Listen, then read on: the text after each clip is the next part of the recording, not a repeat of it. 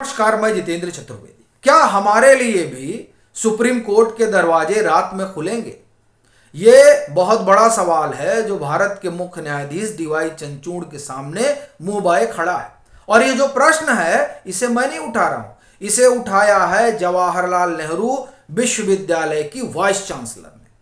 और दरअसल इस सवाल के जरिए उन्होंने एक बड़ा विमर्श गढ़ दिया है और उस विमर्श में वो जो लेफ्ट इकोसिस्टम है उसकी भी बात कर रही हैं और वहीं से वो उस बात को आगे बढ़ा रही हैं और तीस्ता सीतलवाड़ का उद्धरण देते हुए एक बड़ा मुद्दा खड़ा कर रही हैं।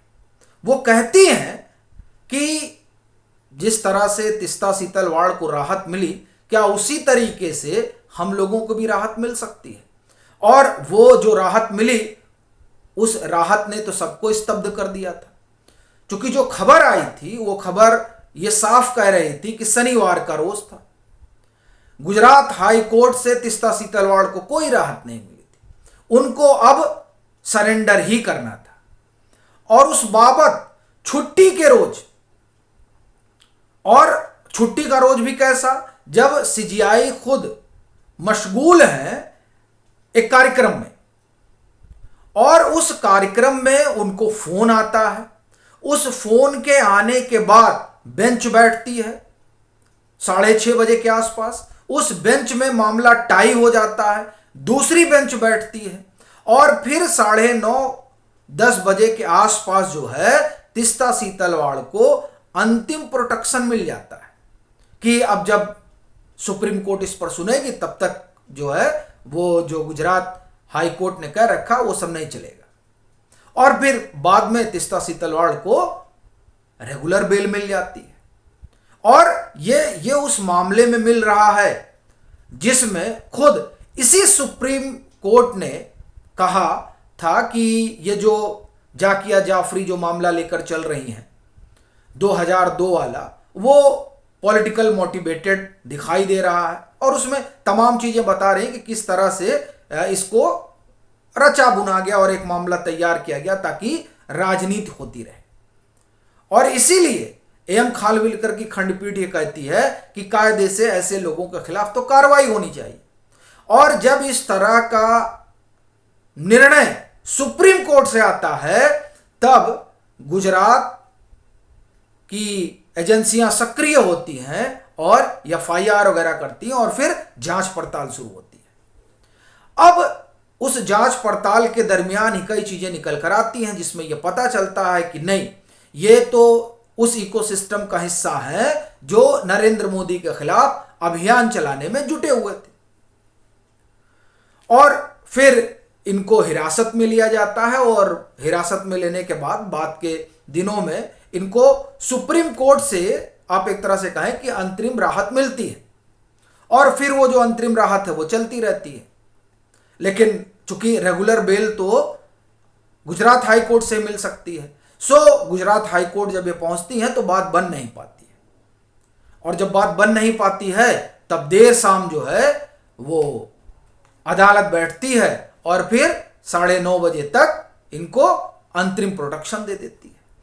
ये जो मामला है, इसी मामले को जेएनयू की वाइस चांसलर ने उठाया है और सवाल खड़ा किया है कि क्या इसी तरीके का विशेषाधिकार और सबको मिल सकता है। और ये देखिए, ये उनका सवाल बहुत गंभीर है, क्योंकि ये जो सवाल है वो दरअसल सीधे तौर पर इसी बात को रेखांकित करता है कि जो एलिट है, जो अभिजात्य वर्ग है, क्या उसके लिए आसान है न्याय पा लेना। हालांकि कुछ इसी तरह का तो नहीं, लेकिन मैं ये कहूंगा कि एक मिलता जुलता सवाल जो है जो सीजीआई के सामने आया, जिसमें यह कहा गया था कि आप जो सुप्रीम कोर्ट है वो संविधान पीठ संवैधानिक मसलों में ज्यादा फंसी रहती है बजाय इसके कि वो आम जन के मुद्दों में आए।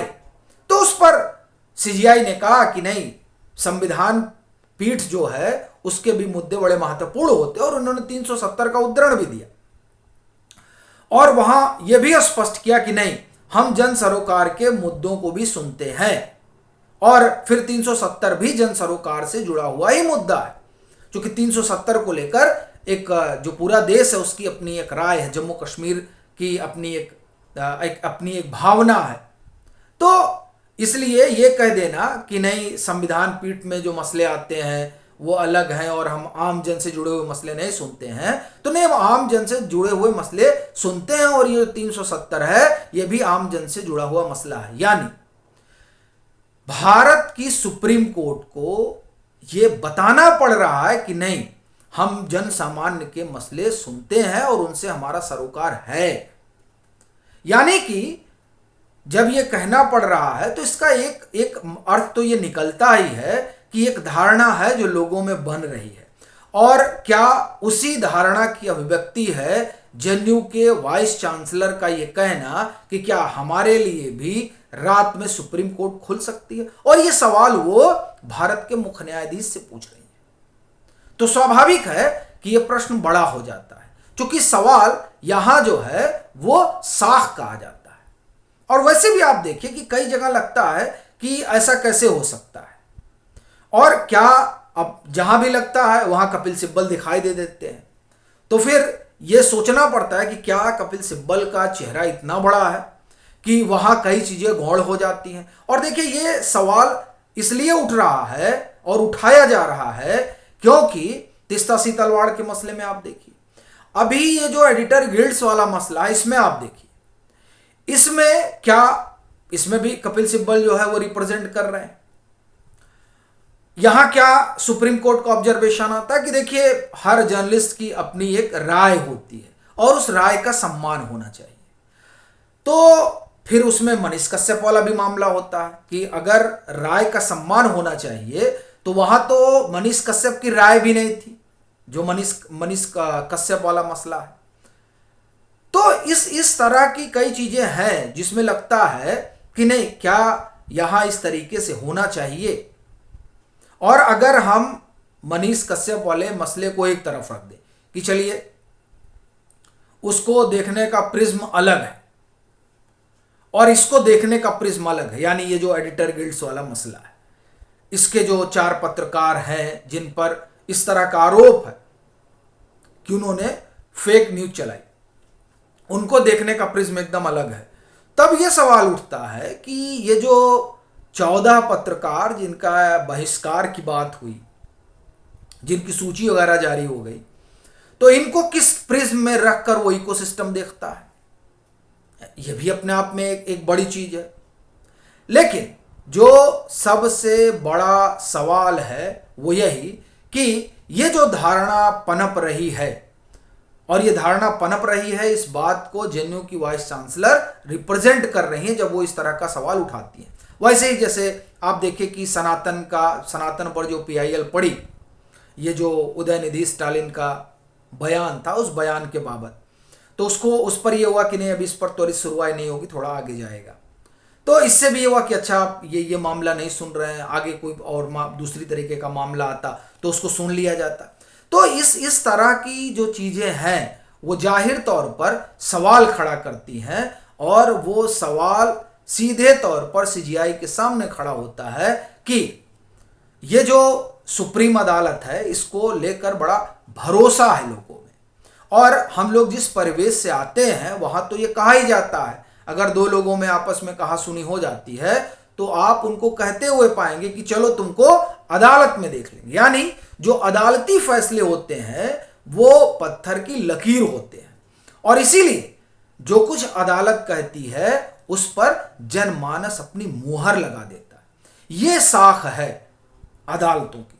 और ऐसी परिस्थिति में जब इस तरह के सवाल उठते हैं जो जेएनयू की वाइस चांसलर उठा रही हैं, तो जाहिर तौर पर यह सीजीआई के लिए भी मंथन का विषय हो जाता है कि इस तरह की भावना तो नहीं उपजनी चाहिए कि जो सुप्रीम अदालत है वहां भी जो सुप्रीम लोग हैं उन्हीं की चलेगी। यानी अगर कपिल सिब्बल खड़े हैं तो चीजें आसान हैं, यानी अगर आप उस फेटर्निटी से आ रहे हैं तो चीजें आसान हैं। हालांकि ये कहना पड़ेगा कि इस तरह की जो चीजें हो रही हैं और इस तरह की जो धारणा बन रही है, आप देखिए कि यही कारण है कि कॉलेजियम को लेकर एक अलग रुख सीजीआई ने अपनाया है और अब ये कोशिश चल रही है कि उसे और पारदर्शी बनाया जाए, ताकि जो तमाम तरह के आरोप हैं वो आरोप ना लगे। तो स्वाभाविक है कि जैसे कॉलेजियम को पारदर्शी बनाने की कवायद है कि आरोप ना लगे, उसी तरीके से ये जो सवाल उठ रहे हैं, और ये सवाल अब इंटेलिजेंसिया उठा रहा है।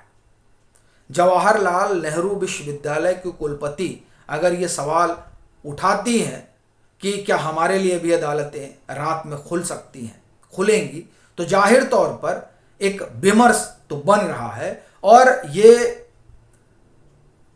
गार्जियन के तौर पर सीजीआई की जिम्मेदारी है कि इस पर मंथन हो और इससे चीजें जो हैं वो निकल कर आए जिसमें इस तरह की धारणा बलवती ना हो।